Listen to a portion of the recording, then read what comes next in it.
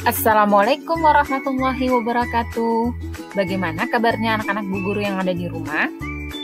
Masih tetap semangat kan melanjutkan pembelajaran kita pada hari ini? Bu Guru harap kalian semua yang ada di rumah selalu dalam perlindungan Allah Subhanahu wa taala.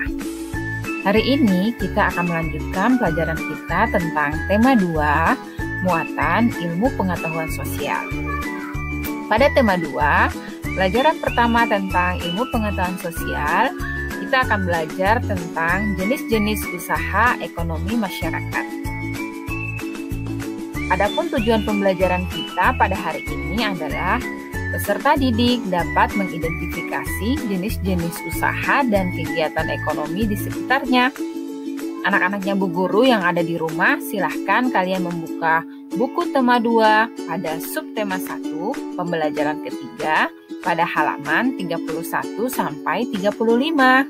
Silakan dibuka ya bukunya. Pada tema 1, kita sudah sama-sama belajar tentang mengenal kondisi geografis wilayah Indonesia. Kondisi geografis wilayah Indonesia beragam. Ada wilayah daratan dan ada pula wilayah perairan. Kondisi geografis yang beragam menyebabkan pula beragam jenis kegiatan ekonomi masyarakat. Keberagaman ini disesuaikan dengan kondisi alam atau geografis suatu wilayah. Kegiatan ekonomi tersebut bertujuan memenuhi kebutuhan hidup masyarakat. Apa itu kegiatan ekonomi? Kegiatan ekonomi adalah semua kegiatan yang dilakukan manusia untuk memenuhi kebutuhan hidupnya. Berikut beberapa contoh jenis-jenis usaha ekonomi masyarakat, antara lain agraris, peternakan, perikanan, perindustrian, perdagangan, kehutanan, dan pertambangan. Nah, pada kesempatan kali ini kita akan sama-sama mengenal lebih jauh apa itu jenis-jenis usaha ekonomi masyarakat. Disimak ya penjelasan Ibu Guru. Usaha kegiatan ekonomi yang pertama adalah agraris. Indonesia dikenal sebagai negara agraris. Sebutan ini disebabkan karena banyak penduduknya bermata pencaharian sebagai petani. Usaha agraris meliputi kegiatan pertanian dan perkebunan.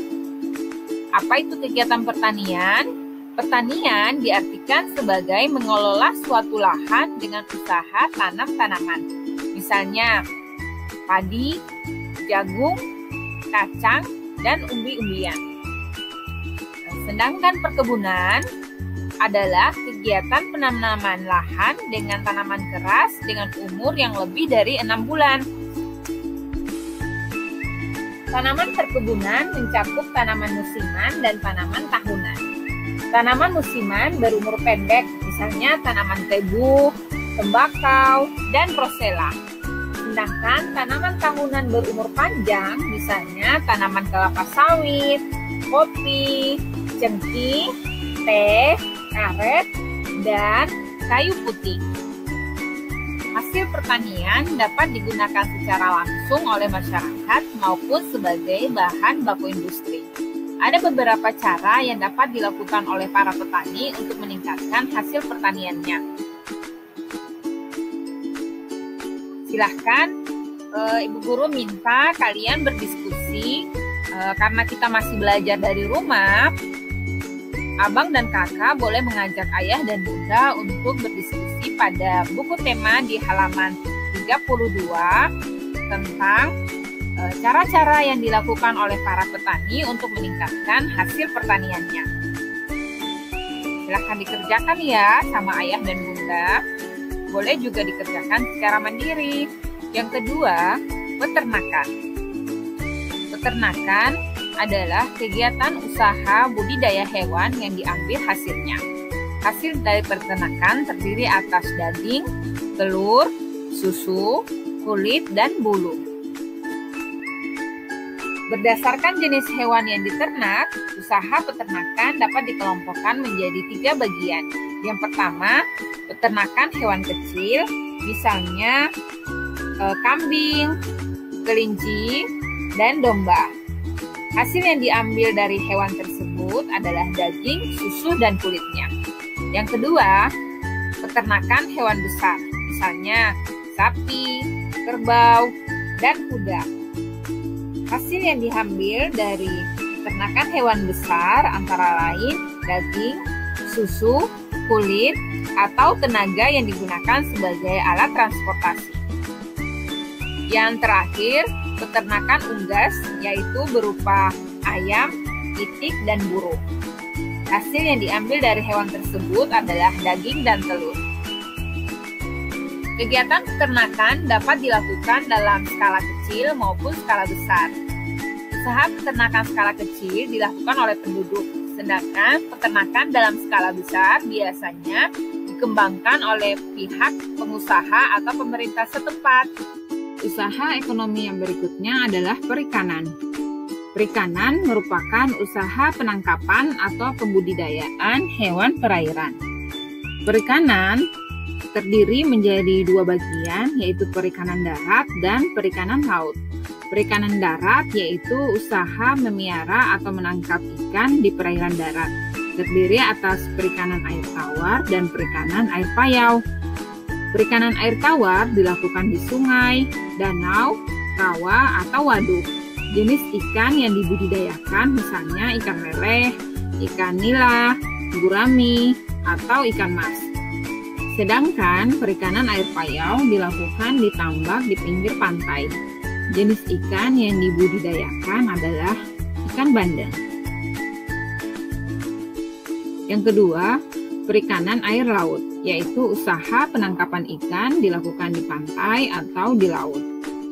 Laut juga menghasilkan udang, kerang, rumput laut, dan mutiara. Berikutnya, pertambangan. Pertambangan merupakan usaha untuk menggali dan mengelola sumber daya alam dari dalam bumi. Berdasarkan bentuknya, barang tambang dapat dikelompokkan sebagai berikut. Yang pertama, barang tambang mineral logam, misalnya emas, perak, tembaga, timah, boksit, dan nikel. Yang kedua, barang tambang sumber energi, misalnya minyak bumi, batu bara, dan gas alam. Yang ketiga, barang tambang mineral non-logam, misalnya belerang, marmer, dan batu gamping. Berikutnya, kehutanan adalah upaya untuk membuat, mengelola, menggunakan, dan melestarikan hutan untuk kepentingan manusia.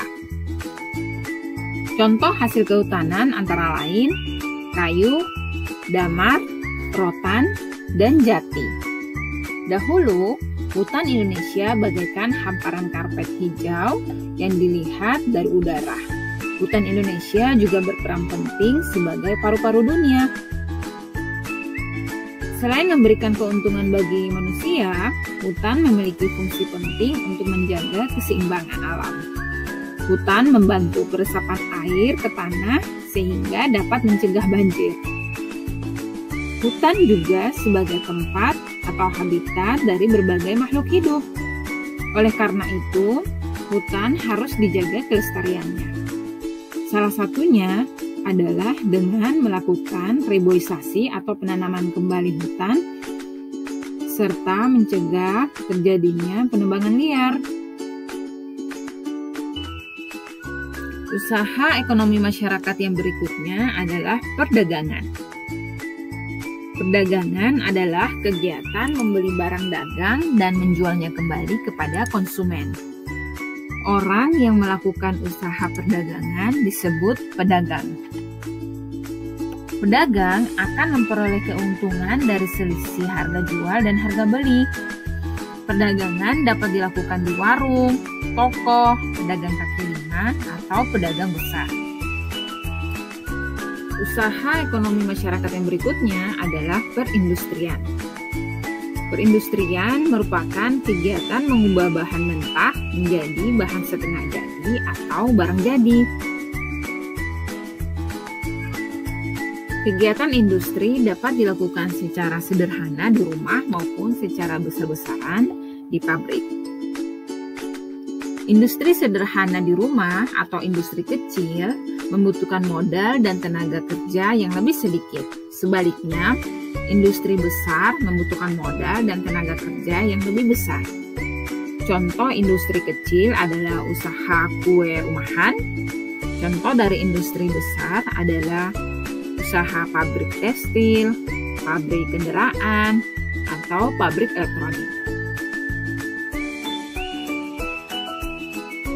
Berikutnya, jenis usaha di bidang jasa.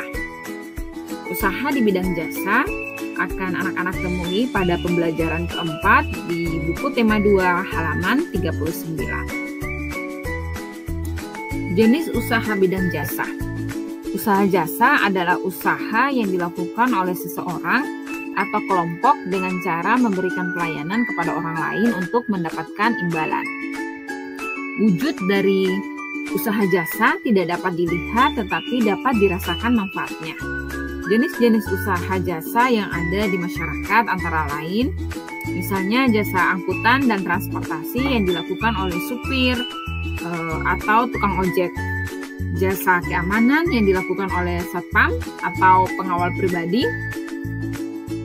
Ada juga jasa kesehatan yang dilakukan oleh dokter, bidan, perawat.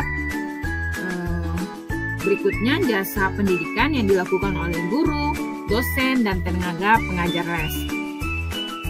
Atau mungkin juga jasa usaha rumah tangga yang dilakukan oleh asisten rumah tangga atau tukang kebun. Dan beberapa jenis lagi usaha di bidang jasa lainnya.